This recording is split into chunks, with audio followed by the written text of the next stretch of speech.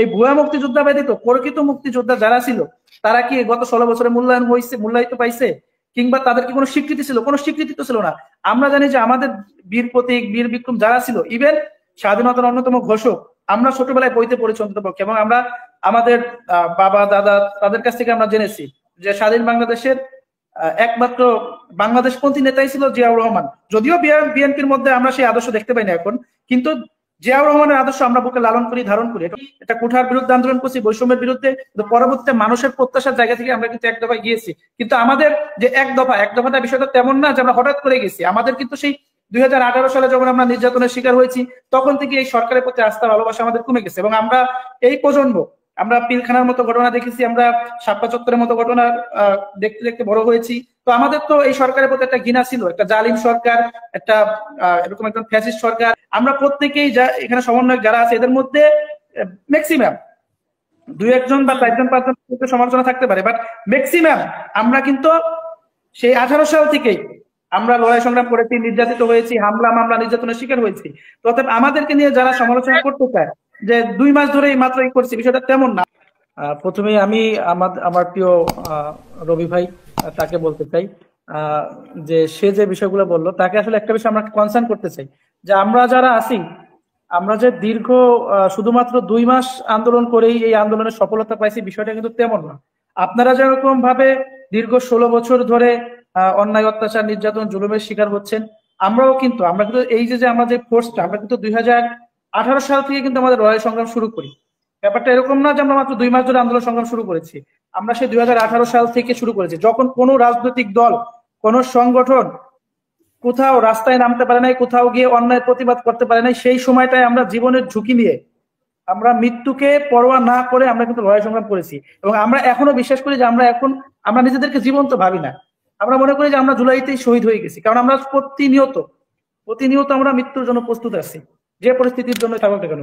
আর্জেন আপা, আপনি অনেকগুলো টপিক বলছেন, অনেকগুলো প্রশ্ন করছেন।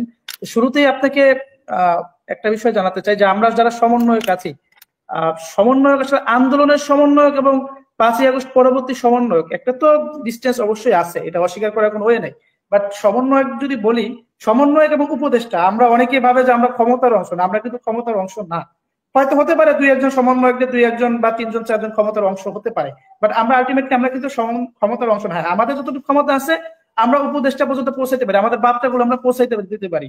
মানুষের যে প্রত্যাশা, একজন সাধারণ মানুষ, তো আমি নিজেও একজন সাধারণ মানুষ, সেই হিসেবে মানুষের যে প্রত্যাশা সেটাই আমরা বলি। আমরা 5ই আগস্ট যখন ছাত্র জনতার গণ অভ্যুত্থান সফল হয়, আপনি জানেন যে আপনার এই লাইভে থাকা অবস্থায় আমাকে 15 জুলাই আমাকে টিএসসির রাজু ভাস্কর্যের ওইখানে আমার উপর হামলা করা হয়, হাকিম চত্বরের ওইখানে। হামলা করার পরবর্তীতে আমি চিকিৎসা নিতে যাই, সেখানে চিকিৎসা নিয়ে পরিপূর্ণ চিকিৎসা নিতে পারিনি, কোনো হসপিটালও ছাত্রলীগের সন্ত্রাসীরা তখন হামলা চালায়। হামলা চালানোর পরবর্তীতে আমি বাসায় চলে আসি, এবং সেদিন আপনার একটা টক শোতে যুক্ত থাকা অবস্থায় আমার বাসায় রেড দেওয়া হয়, আমার বাসায় গুলি চালানো হয়। মানে এরকম ভাবে এক আক্রমণ চালানো হয়, মনে হচ্ছিল যে আমি পৃথিবীর সবচেয়ে শীর্ষ কোনো সন্ত্রাসী। কারণ আমার জন্য পুরো আমার বাসায়ের উপর রীতিমতো সাউন্ড গ্রেনেড গুলি করে চালানো হয়। সেদিন কোনো মতে আসলে অন্য একটি বাসায় মই দিয়ে পালিয়ে সেদিন নিজেকে রক্ষা করি। কিন্তু পরবর্তীতে পরের দিনই আবার আমার পায়ে গুলি লাগে। তো ওই সময়গুলো খুব কঠিন শিশু একটা সময় ছিল। এবং সর্বশেষ পরবর্তীতে আমরা যেটা দেখেছি, শুধু কয়েকজনই সামনে আসতে, মানে 5ই আগস্টের পরে যদি আমরা খেয়াল করি যে কয়েকজন সমন্বয়ক, উপদেষ্টা যারা হয়েছে, কিন্তু কয়েকজন সমন্বয়ককে আমরা, আপনারা যে নির্যাতনের শিকার হয়েছেন সেই বিষয়টা আমাদের সামনে আসে না, সেই বিষয়গুলো মিডিয়াতে আসে। একদমই বৈষম্য তৈরি হয়েছে না, এটা তো অবশ্যই যে কোনো জায়গায় দেখা যায় ইতিহাস বিকৃত ঘটে। যেমন আমরা স্বাধীনতার আমাদের মহান মুক্তিযুদ্ধের কথা বলি, মুক্তিযুদ্ধের ক্ষেত্রেও তো আমরা দেখি, তাই না? এই যে রবি ভাই যে কথাগুলো বললো, রবি ভাই মুক্তিযুদ্ধকে তো অবশ্যই আমাদের বাঙালি জাতির স্বাধীনতার সার্বভৌমত্ব, আমাদের অস্তিত্ব সবই তো মুক্তিযুদ্ধের 1971-এর উপর নির্ভরশীল। কিন্তু এটা তো তাকে মানতেই হবে যে বিএনপিতে যত মুক্তিযোদ্ধারা রয়েছে, যত দেশপ্রেমিক রয়েছে, শুধুমাত্র আওয়ামী লীগের যারা, এবং আওয়ামী লীগের মধ্যে বেশিরভাগই ছিল ভুয়া মুক্তিযোদ্ধা, এই ভুয়া মুক্তিযোদ্ধা ব্যতীত প্রকৃত মুক্তিযোদ্ধা যারা ছিল তারা কি গত 16 বছরে মূল্যায়িত পাইছে, কিংবা তাদের কি কোনো স্বীকৃতি ছিল? কোনো স্বীকৃতি তো ছিল না।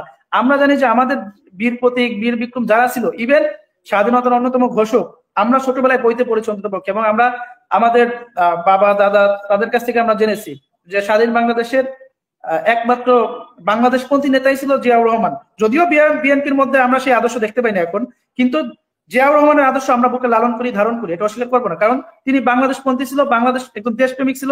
আমরাও একজন দেশপ্রেমিক ছাত্র জনতার অংশ হিসেবেই কিন্তু আমরা আন্দোলন করেছি। ছাত্রদের আদর্শ কি এখন? ছাত্রদের আদর্শ নিয়ে তো অনেক প্রশ্ন। আমাদের আদর্শ সাধারণ মানুষের আদর্শ, বাংলাদেশের মানুষের প্রত্যাশা যেটা, আমাদের আদর্শ আসলে বাংলাদেশের মানুষের প্রত্যাশার জায়গাটা। এবং আমরা যদি বলেন আদর্শ, আমরা তো কোনো ব্যক্তিকে ফলো করি না। যদি কোনো ব্যক্তিকে ফলো করার কথা আসে, অবশ্যই আমরা আমাদের প্রিয় নবী হযরত মুহাম্মদ সাল্লাল্লাহু আলাইহি ওয়াসাল্লাম একজন মুসলমান হিসেবে আমরা প্রত্যেকে মুসলিম যারা আছি তাকে আমরা ফলো করি। কিন্তু আদর্শের কথা যদি আসে, আমরা সমন্বয়ক কথাটা যদি আসে, আন্দোলনের সময় সমন্বয়ক কারা ছিল? এটা তো কোনো নির্দিষ্ট দলের ছিল না।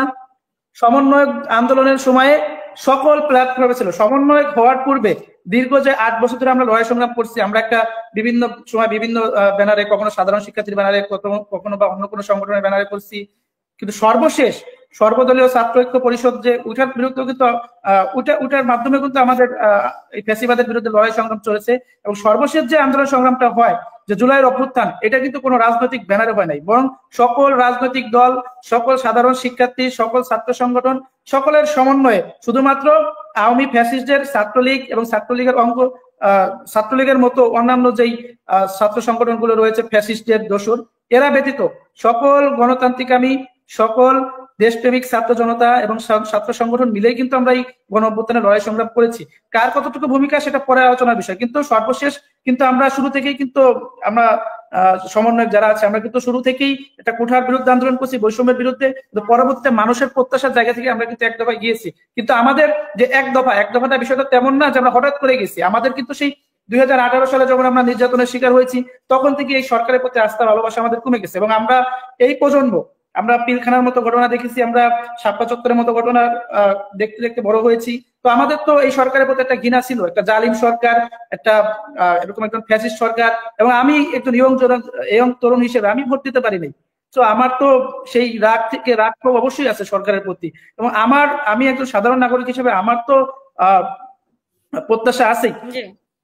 জি, একজন কমেন্ট করলো মাত্র যে সমন্বয়করা কয়জন আহত হয়েছে না কি যেন, আমি কমেন্টটা দেখতে পাইনি, যদি আপনি একটু দেখেন করতে বলবেন যে সমন্বয়করা আহত হয়েছে বা নিহত হয়েছে যারা 158 জনের মধ্যে কর্মী মরছে, তোমরা কতজনের কি হয়েছে এগুলো উনি বলছেন।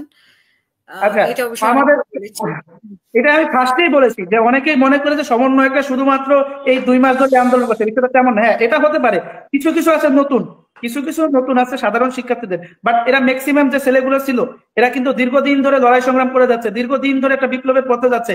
এই যে আমাদের এখানে আমাদের কলিমুল্লাহ সাহেব আছেন, তিনি তো জানেন, আমরা তো আপনার এখানে আরো 4-5 বছর আগে থেকে আপনার সাথে লাইভে আমরা যুক্ত আছি, বা বিভিন্ন জায়গায় আমরা আন্দোলন সংগ্রাম করতেছি। এমন তো না যে বিষয় যে হঠাৎ করে আমাদের আগমন ঘটছে। আমরা প্রত্যেকেই এখানে সমন্বয়ক যারা আছে, এদের মধ্যে ম্যাক্সিমাম 2-1 জন বা 4-5 জন সমালোচনা থাকতে পারে, বাট ম্যাক্সিমাম আমরা কিন্তু সেই 18 সাল থেকেই আমরা লড়াই সংগ্রাম করেছি, নির্যাতিত হয়েছি, হামলা মামলা নির্যাতনের শিকার হয়েছি। অতএব আমাদেরকে নিয়ে যারা সমালোচনা করতে চায় যে 2 মাস ধরে এই মাত্র করছি, বিষয়টা তেমন না। আমরা এটা দীর্ঘ পথ, বিএনপি যেমন 16 বছর পথ পাড়ি দিয়েছে, আমরাও এরকম 16 বছর না হলো আমরা 8 বছর বা 7-8 বছর আমরা একটা দীর্ঘ পথ পাড়ি দিচ্ছি।